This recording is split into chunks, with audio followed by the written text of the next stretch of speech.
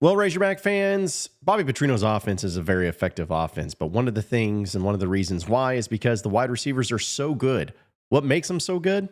Let's talk about in today's Locked On Razorbacks podcast.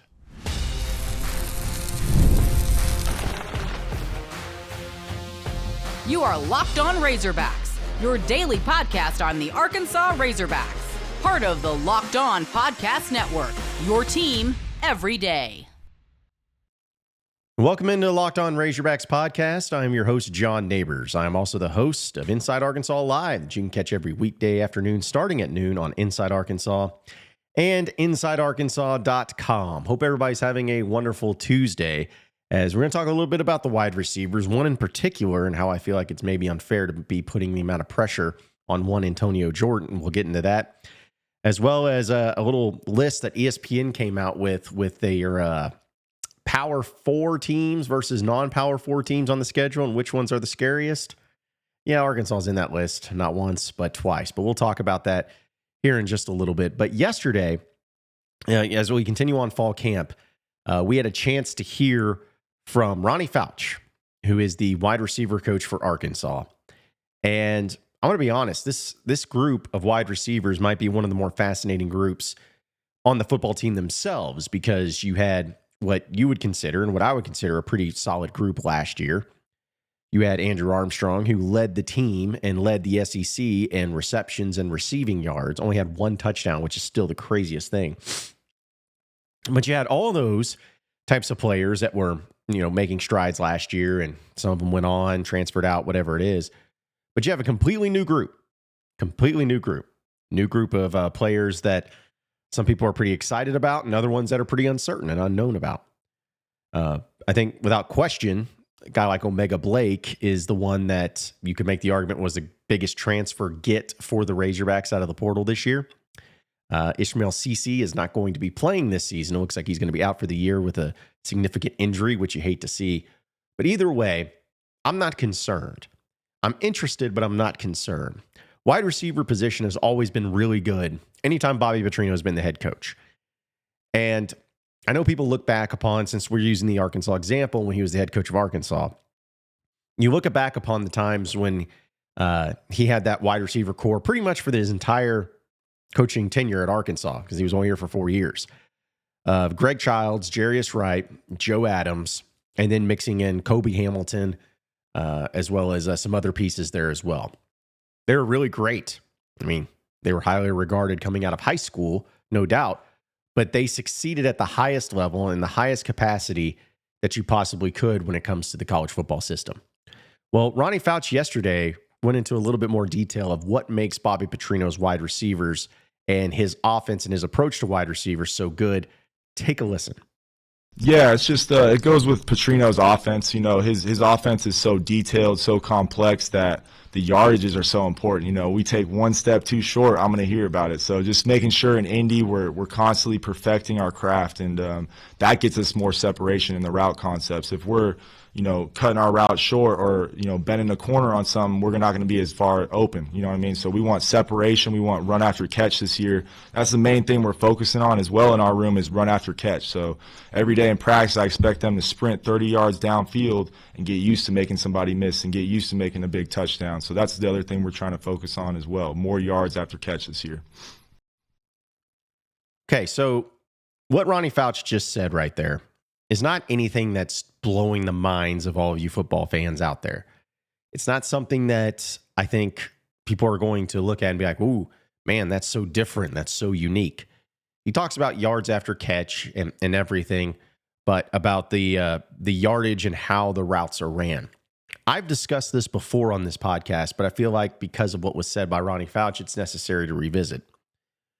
One of the deals that I remember during the Bobby Petrino era of Arkansas, when he was the head coach, and talking with some of those wide receivers, I had a few of them on my radio show later in life, and I think it was Jarius Wright that really laid it out, something to me that made sense. Because listen, I'm fascinated by an offense that can work in so many different ways successfully, because that's the thing that Petrino has had from the early 2000s up till now. He's always had effective offenses.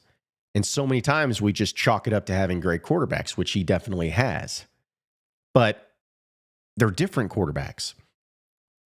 I mean, there's no doubt about it. So at the wide receiver position, it is as pivotal and as crucial to have success with that group as it is to have an elite level quarterback. So how has Bobby Petrino been able to do that so many times in so many years, being able to have a wide receiver group, not only some of them that maybe go on to the NFL, maybe some of them that don't go on to the NFL, but are high-level college players? What is it about them that stands out? Well, number one, they have to be talented. We all know that. But let's be honest, it's the SEC. You're not getting a scholarship. You're not going to play if you're not talented. I think everybody in the SEC has talented wide receivers. It's just a matter of how many you have, but it's also a matter of what level. But the margin between all of them as a collective group is pretty small. So the next step comes from being, okay, well, those wide receivers can only be as good as the quarterback that's throwing them the ball. Completely agree. Now, there is quite a difference and quite a staunch differential in the quarterback level for certain teams in the SEC. Now, I'm not saying that Arkansas is on the lower end of that with Taylon Green, because you all know I'm a big Taylon Green fan. But the other side of it is that you have some guys that maybe have the NFL scouting report to a T. Ones that people are fawning over and can't wait to see more of and think are going to be drafted in the top 10 or whatever it is. So you got to have that. But I think everybody can agree that Taylon Green is a quarterback that's capable of getting to that point. Okay, so then the final step of it, what makes the wide receivers so great? What makes them effective? And to me, it's exactly what Fouch said. It's what Jarius Wright told me a few years ago, and it's something I've always said about Bobby Petrino and his offenses. When Paul Petrino was the wide receivers coach under Bobby Petrino, it was all about the steps. The steps. Those routes are everything. It's about where you line up and making sure you perfect those steps, those yardages, those things to where you are going to be running that route to a T the same time every time. And the quarterback is going to have such a great chemistry with you and understanding that no matter what, if he has to throw blindly even, he knows exactly where you're going to be every single time because of the crisp route running you have. That may seem like a very over-the-top dramatic way to approach it, but it makes a lot of sense. And I believe that that is one of the reasons why it may have been and may be difficult for some wide receivers that are holdovers from a previous regime or whatever to maybe get to the point to where they're able to do and live up to that level of coaching. I think that this past year, I'm not to say the wide receivers were bad, because they weren't. They weren't at all. But they were just different. I don't think that you were going to be able to have the wide receivers be put in that position as successfully as maybe you had for the wide receivers this year. Because these are Ronnie Fouch's and Bobby Petrino's guys. These are the ones they went out and recruited themselves. And because of that fact, I would guarantee you that one of the things that they did on the scouting reports and to make sure that these guys could play for Petrino is about their route running and about their steps and about their understanding of those things.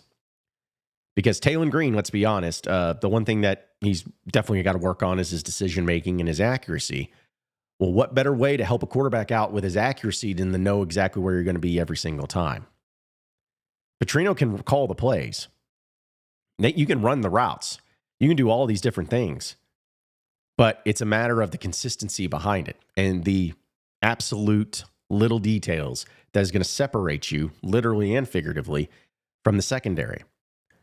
And so I love hearing that from Fouch, and I love just getting the reassurance that the offense for Arkansas, as long as Bobby Petrino is calling the offense, is going to be coming down to those little minor specific details that can make all the difference in the world. Now, because of this, because some of you are probably thinking I'm sipping all the Kool-Aid possible, because of all this, does this mean that Arkansas is going to have the greatest passing attack ever in history? They're going to break every record. You're going to have, 3 wide receivers with 1,000 yards apiece. No. It'd be really cool, but no. But what it does give me confidence in is that I know that as long as Petrino is the offensive coordinator, and as long as you have the wide receivers that you're going to have, and as long as you have Taylor Green staying healthy, it's going to be effective. It's going to be an effective offense. You cannot play for Bobby Petrino, especially in those skill position groups, especially at quarterback and wide receiver, if you are not meeting the standard that he has for you. And if you don't meet the standard, you're not going to play. So I'm setting you all up for this, folks. There are some wide receivers, I'm not going to name them names, but you can probably figure it out. There are some wide receivers that are going to get a lot of run and a lot of mention from you, from me, even from everybody, because you keep thinking, why isn't this guy playing? This guy was a highly rated guy, whether it was the portal or whether it was coming out of high school. Why is he not playing? He's not even seeing the field. What's going on? Folks, it could very well be something as simple as that. Or you could have all the talent in the world. You could have the athleticism. You could have the speed. You could have the hands. You could have the route. You could have all that stuff. But if you cannot do the smallest of details and run those routes and count those steps and be in those positions the way that it is set up for you to do so, you're not going to play. You're not going to play for Bobby Petrino. But anyways, I think, it gets me excited about the offense because I've already been excited about the offense, but I'm always feel a lot more confident, a lot more comfortable knowing that you got an offensive scheme and an offensive expectation that has proven to work time and time and time again. Hopefully it continues to prove itself this upcoming season. But we are going to talk about one particular wide receiver and why I think it's very important to mention this guy and to talk about him honestly. We'll get to that on the other side of the break, so stay with us here on the Locked On Razorbacks podcast. All right, Razorback fans, I'm here to tell you about our friends over at Monarch Money. Ever wish managing money felt easier? Well, with Monarch Money, it can be. Whether you're growing your savings or planning a big purchase, Monarch puts you in the driver's seat. It's like having your own personal CFO, giving you full visibility and control over all of your finances. Monarch Money is more than just a budgeting app. It's a complete financial command center. You can track all of your accounts, your investments, and spending all in one place. So in addition to managing your money, you're also building a lot of wealth. We all know that in this day and age, we need to save our money the best that we can and most that we can possibly. We need to stretch it out to make the dollar last as long as possible because you never know when things are going to happen. You never know when disaster is going to strike. You never know when you're going to have something that's going to cost you an arm and a leg, but you don't want to be caught surprised out of it. You want to be able to make sure your money is being used the right way. And that's what Monarch Money can do for you. Help manage those finances and put you in a position to stretch it out and have the most money possible. So take control of your finances with Monarch Money. Use code LOCKEDONCOLLEGE at monarchmoney.com for 50% off your first year. That's monarchmoney.com, code LOCKEDONCOLLEGE for half off your first year.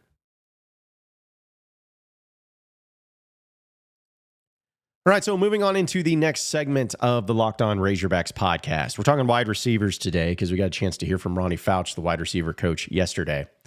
And I would be remiss if I did not bring up this particular wide receiver and the one that gets mentioned far more than any other wide receiver has, at least in the past week or so.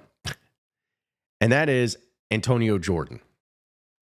Antonio Jordan, the 6'6", 235-pound wide receiver, true freshman out of Warren High School. Boy, does that not just click every box for you. 6'6", 235, wide receiver, Warren High School. Man, they just grow a little bit different down there in lumberjack country. They sure do. They sure do. But here's the deal. He was a guy that when he committed to Arkansas, I was like, wow, how did we really not talk much about this guy? Because according to the bio that they have on him on the website, he's a consensus 3-star prospect. He was the number 29 tight end in the class of 2025. He was number 8 overall prospect in Arkansas, number 96 wide receiver in 2025, number 7 overall prospect in Arkansas according to On3. And he scored 4 touchdowns in his final high school game, losing to Mills University Studied High School. He rushed for 13 times for 98 yards and 3 touchdowns while catching 6 passes and 128 yards on a score. Not too bad. He was all-state recognition as a junior in 2023. He had a breakout year in 2023 where he hauled in 43 passes, over 1,000 yards, and 14 touchdowns as they went 15-1, but then lost in the semifinals. He played basketball and baseball. And according to this, he chose Arkansas over Florida State, South Carolina, and Tennessee. Now, I just read his whole bio there. That's all we got. And boy, does he check every box, right? Sure does. Well, we knew that Ronnie Fouch was going to be asked about him because Pittman's talked about him, Petrino's talked about him, everybody's talked about him. But what did Ronnie Fouch have to say about him? Yeah, it's hard not to bring him up. Throughout the recruiting process, getting to know him and everything, he's such a great kid. And the thing that stands out is he loves the game. I mean, more than anybody I've been around as a freshman, just his love for the game, his hunger to be coached. He's already been coached great in high school. His technique at the position is way further ahead than most high school kids coming in, and it goes to the Warren coaches down there. They get the receivers ready technique-wise, and now he's just like a sponge. He wants all the information he can take in as he really wants to play this year, and I think talent-wise he can definitely help us on offense this year. And it's fun every day turning that video on and watching the plays he makes, because one time a day he makes that wow play where you're like, man, this kid is going to be special. So right now it's just helping him not feel all the pressure of the whole playbook and getting him the packages that he needs to learn and take those steps to slowly build within this offense, because he's going to be a special player. It's just a matter of time. Okay, so I love that from Ronnie Fouch. And he talks about the excitement that he brings. He talks about just the next level of talent that he could end up being, all of those things. And I'm fully on board with it. He even goes into detail of like, hey, it's just a matter of getting him those packages, those plays that are specified for him, that he can run, that he can handle, that he can deal with, and to take it to that next level. So it's like, I get all of that stuff and I'm fully aware of it. However, I am going to be extremely careful and extremely cautious about, at this point in time, going all in crazy about Antonio Jordan. And here's why. I don't think it's a fair assessment to put so much pressure on a true freshman wide receiver, especially one that isn't coming from major accolades. It'd be one thing if he was a 5-star or a 4-star or anything like that, because I've seen some people say like, oh, he was a 5-star, he just didn't do these things. It's like, okay, maybe so. Maybe he ends up being great. But I am just extremely conscientious about putting this label and putting this expectation on a true freshman wide receiver to come in and save the day. Now, I'm not saying everybody's doing that, and I'm not saying you can't be excited about him. I am just a little apprehensive, because if we get to games 3 and 4, and Arkansas maybe in the passing game isn't living up to the standard that you want, maybe it's not looking as great as people would like it to be. But yet Antonio Jordan's only seen action getting like 1 catch for 16 yards or something like that. Immediately, everybody's going to start freaking out, saying, what's going on? Why aren't they playing him?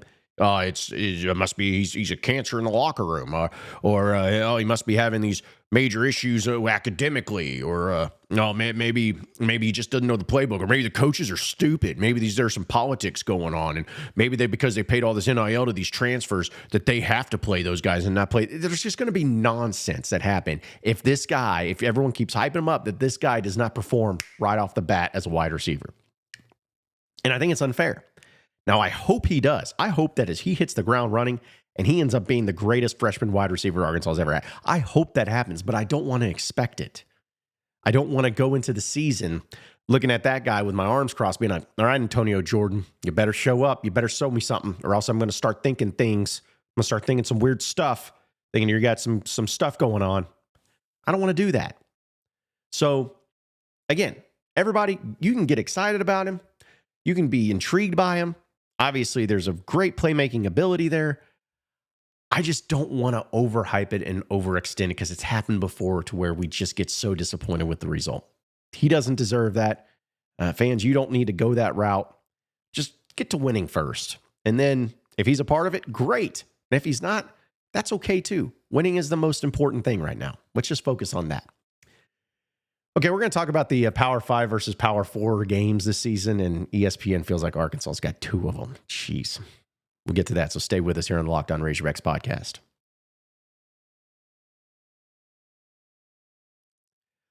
All right, Razorback fans, it is time to fuel up and turn it up with 5-Hour Energy Transfusion. It brings the bold grape, ginger, and lime flavor all to your favorite golf drink, minus the alcohol, of course, into a quick, energizing shot. Whether you're sinking birdies or just making memories with friends, this one's a hole-in-the-one Hole in one for your energy game.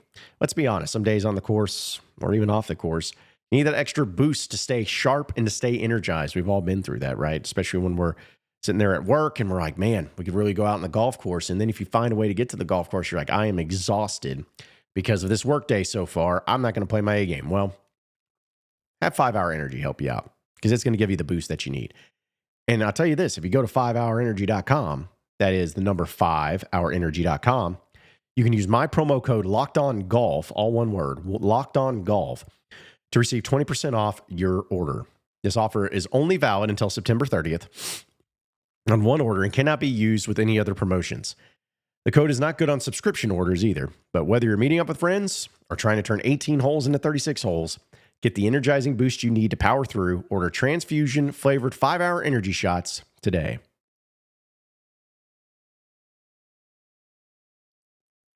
All right, so final segment here on the Locked On Razorbacks podcast. All right, I want to bring up this story. ESPN put out their, I want to word it correctly, 12 most dangerous Power 4 versus Group of 5 games in the season this upcoming year. 12 of them. Now, there are a few interesting ones, but in no surprise, Arkansas is not just one of these, but two of these. They have Arkansas State versus Arkansas listed and Memphis versus Arkansas listed. So we'll start with Arkansas versus Arkansas State. And what is listed about this game? They said, these two teams will clash this season in Little Rock, taking away a bit of the home field advantage for the Hogs. Man, if they only knew. Somehow, these in-state programs have never met, so that will provide some extra juice in this matchup. They've never met because they never wanted to, and they never should have, and Frank Broyles did not want it, and I still think it's dumb that they're meeting, but that's neither here nor there. It says the Red Wolves are led by former Tennessee coach Butch Jones, which we know, and they're off a fresh 8-5 campaign in 2024. Arkansas was 7-6 this past year, but said head coach Sam Pittman remains on the hot seat. A loss to little brother could make that seat scalding for Pittman, who is heading into his 6th year as the head man in Fayetteville. Let me put it this way, folks. You know, people can say whatever they want. I think it's dumb about they're playing this game and everything, but I'm going to be very apparent and very honest with you. Arkansas is not going to lose this game. I don't believe they're going to lose this game, so I'm not predicting them to lose this game. But if they did, if they lost this game to Arkansas State, fire everybody. They just fire everybody. Blow it up. I'm that serious. You do not lose this game. Pittman, Yurchek, everybody, go. That's how important this game is to win. So don't lose it. The other game, of course, is Arkansas and Memphis, which is just a couple weeks later. And this is the stupidest game of them all because they're playing it on the road in Memphis. I have no idea why. I still don't know who scheduled this. It's the stupidest thing I've ever seen, especially in the same year that you're playing Arkansas State and playing Notre Dame at home. Whatever. But they say Arkansas once again pops up on this list on upset alert because it's Memphis in a road game. Memphis remains the American Conference after failed attempts to join the Big 12, we know. But last season went 11-2 and enjoyed 2 wins over Power 4 programs in Florida State and West Virginia. Hooray! Arkansas won the last game played in these two teams back in Memphis on October 10th, 1998, 23-9. I actually remember that game. It was one of the first seasons I actually started paying attention to Razorback football. But either way, here's the deal. You got Memphis after you play Ole Miss, and it's on the road. So who knows? Maybe they just stay over there since they're right next to each other with Oxford and Memphis. But I don't think Arkansas is going to lose these games. I'm not going to predict Arkansas to lose against Arkansas State or Memphis. I think Arkansas should beat these teams, and it should be all right. But it is, again, stupid that you're having to play it at Memphis. It's stupid that you're like even having this in the same year of all these other games. And I'm going to be curious. I think the Razorback fandom will show up there. I think it also depends on how they look through the first 3 games. I'm telling you what, if Arkansas is 3-0, if they found a way to beat Ole Miss on the road before this game, I promise you there'll be a ton of Razorback fans there, maybe even anyways. But if you're 3-0, maybe even a top 25 team, or at least flirting with it, there should be a lot of people there that are pretty excited about this, and it may be all right. But it's just, you think the SEC schedule's tough. Good job on the non-cons games, even against non-Power 5 opponents. Like, they didn't even mention Notre Dame. So stupid. Anyways, I've ranted enough about it. Appreciate each and every one of you listening in and watching into the Locked On Razorbacks podcast. Be sure to subscribe to the Locked On Razorbacks podcast on YouTube. You can also check us out and Download us wherever podcasts are found, on your Apple or Spotify or anything like that. We'll keep it going from there. Same podcast time, same podcast channel tomorrow afternoon. Have a great day, everybody. See you then.